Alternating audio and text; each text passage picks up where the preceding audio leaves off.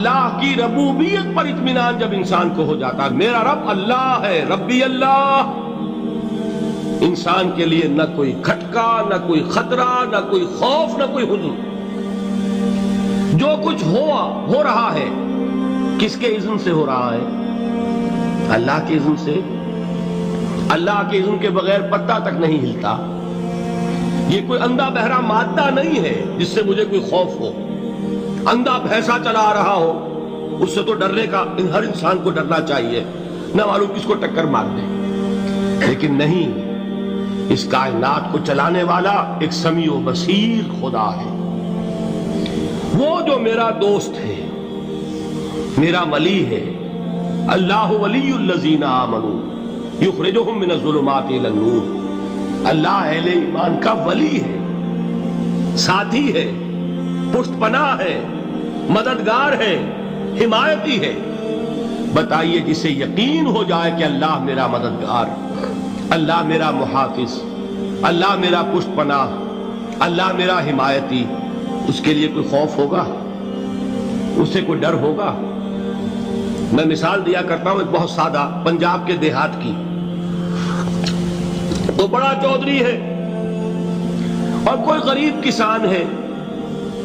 اس غریب کسان کے جانوروں کو ہر وقت اندیشہ ہوگا چوری کا، کوئی میری بھینس کھول کر نہ لے جائے، کوئی میرا بیل کھول کر نہ لے جائے۔ لیکن جس کے بارے میں یہ سب کو معلوم ہو کہ وہ جو بڑا چودھری ہے وہ اس کا دوست ہے، اس کی بچیا کو کوئی خوف ہوگا؟ اس کی بھینس پر کوئی ہاتھ ڈالے گا؟ اسے کوئی اندیشہ ہوگا؟ نہیں۔ کیوں؟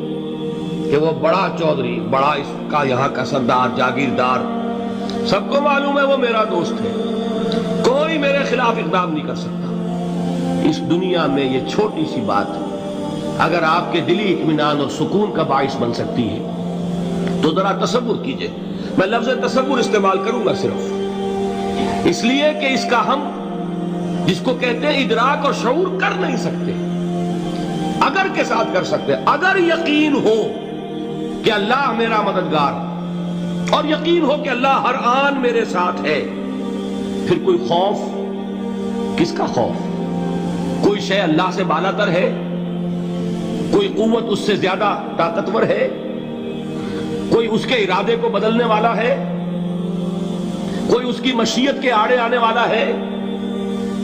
یہی بات ہے جو حضور نے فرمائی۔ یہ ایمان کا حاصل ہے لب لباب، کہ دیکھو اچھی طرح اس بات کو ذہن نشین کر لو، اگر تمام انسان مل کر تمہیں کوئی نقصان پہنچانا چاہے نہیں پہنچا سکتے، مگر جو کچھ اللہ نے لکھ دیا ہو، اور تمام انسان مل کر تمہیں کوئی نفع پہنچانا چاہے نہیں پہنچا سکتے، مگر وہ شے جو اللہ نے طے کر دی۔ آپ پھر میں کہوں گا ذرا طاری کیجئے، اسے فرض کیجئے، اسے سوچئے۔ اگر اس حدیث پر ہمارا دل ٹھکا ہوا ہو تو کسی سے ڈر ہوگا؟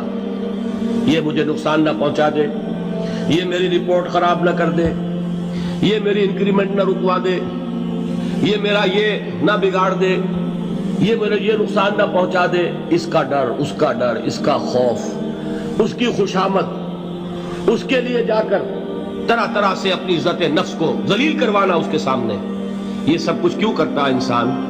جب سمجھتا ہے کہ اس کے ہاتھ میں میرا کوئی نفع ہے، اس کے ہاتھ میں میرے لیے کوئی ضرر ہے، یہ مجھے کوئی غضب پہنچا سکتا ہے، یہ مجھے کوئی نقصان پہنچا سکتا ہے، یہ میرا کوئی کام بنا سکتا ہے، یہ میری کوئی ضرورت پوری کر سکتا ہے، اسی کا نام شرک ہے۔ جہاں آپ نے یہ سمجھا کہ غیر اللہ کے اندر کوئی طاقت موجود ہے، وہی شرک ہے۔ بتوں سے تجھ کو امیدیں، خدا سے نومیدی، مجھے بتا تو صحیح اور کافری کیا ہے؟ شرک تو یہ ہے۔ جس پر بھی تمہیں یہ خیال ہے، کلمہ ہے یہ کلمہ سوم، لا حول ولا قوت الا باللہ، ذرا اس پر دل کو کبھی اگر آپ تصور کریں، پھر فرض کریں، دل ٹھک جائے اس پر، کوئی طاقت نہیں۔ یہی بات تھی جو شیخ عبد القادر جیلانی رحمۃ اللہ علیہ نے اپنی وصیت میں اپنے بچے سے کہی۔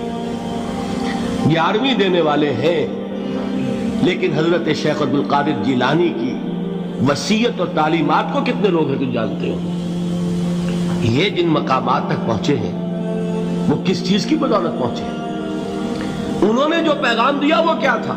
اے میرے بچے، جس طریقے سے قرآن مجید میں حضرت لقمان کی نصیحتیں جو ہے نقل کر دی گئی ہیں، میں یہ عرض کروں گا بالفرض اگر قرآن حضرت عبد القادر جیلانی کے بعد نازل ہوا ہوتا تو شیخ عبد القادر کی یہ نصیحتیں بھی قرآن میں درج ہوتی۔ اتنی اونچی نصیحتیں ہیں۔ اے میرے بچے، اس حقیقت کو ذہن نشین کر لے، لا فاعل فی الحقیقت ولا مؤثر الا اللہ۔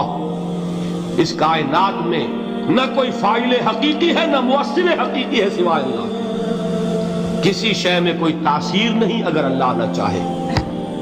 آگ جلا نہیں سکتی اگر اللہ نہ چاہے، پانی ڈبو نہیں سکتا اگر اللہ نہ چاہے، زہر ہلاک نہیں کر سکتا اگر اللہ نہ چاہے، کوئی چیز فائدہ نہیں پہنچا سکتی اگر اللہ نہ چاہے۔ تو در در پہ کیوں سر جھکاتے ہو؟ در در پر کیوں جبیں سائی کرتے ہو؟ سب کے سامنے کیوں ہاتھ پھیلاتے ہو؟ ایک اللہ سے مانگو، ایک اللہ کے سامنے زمین پر اپنی جبین رکھو۔ لا فاعل فی الحقیقت ولا مؤثر الا اللہ۔ نظر آتا ہے ہمیں کہ پانی پیاس بجھا دیتا ہے، پیاس بجھانے کی صلاحیت پانی میں نہیں ہے، اللہ کے اذن سے۔ کھانا بھوک مٹا دیتا ہے، بھوک مٹانے کی صلاحیت کھانے میں نہیں ہے، اذن رب میں۔ دیکھیے یہی یقین تھا۔ حضرت موسیٰ علیہ السلام کا واقعہ یاد کیجئے۔ سامنے سمندر آ گیا ہے، قوم دیکھتی ہے پیچھے کہ گرد و غبار کا طوفان ہے۔ معلوم ہوا کہ فرعون اپنے لشکر سمیت آ گیا ہے۔ لشکر جب چلتا تھا تیز رفتاری کے ساتھ تو گرد و غبار کا جو طوفان اٹھتا تھا اس کا تصور کیجئے، اور لمحہ بلمحہ وہ قریب آ رہا ہے۔ پوری قوم نے کیا کہا؟ اے موسیٰ انا لمدرکون، اے موسیٰ ہم کو پکڑے گئے۔ قرآن مجید میں تو یہاں وہ باتیں نہیں لکھی ہے، لیکن تورات میں یہ درج ہے کہ بنی اسرائیل جھگڑنے لگے، دست و گریبان ہو گئے موسیٰ کے ساتھ۔ موسیٰ ہمیں یہاں مروایا لا کر، اس سے تو ہم ہی بہتر تھے، وہاں کھانے کو ملتا تھا، زندگی تو تھی، بیگار ہم کر رہے تھے، موت تو نہیں تھی۔ اب جو کچھ ہوگا اس کا تصور کرو، جس طریقے سے ہمارے ٹکڑے اڑائے جائیں گے۔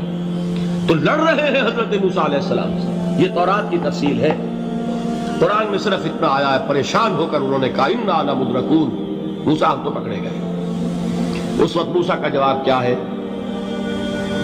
کلا ان معی ربی سیہدین، نہیں، میرے ساتھ میرا رب ہے، وہ راستہ دے گا۔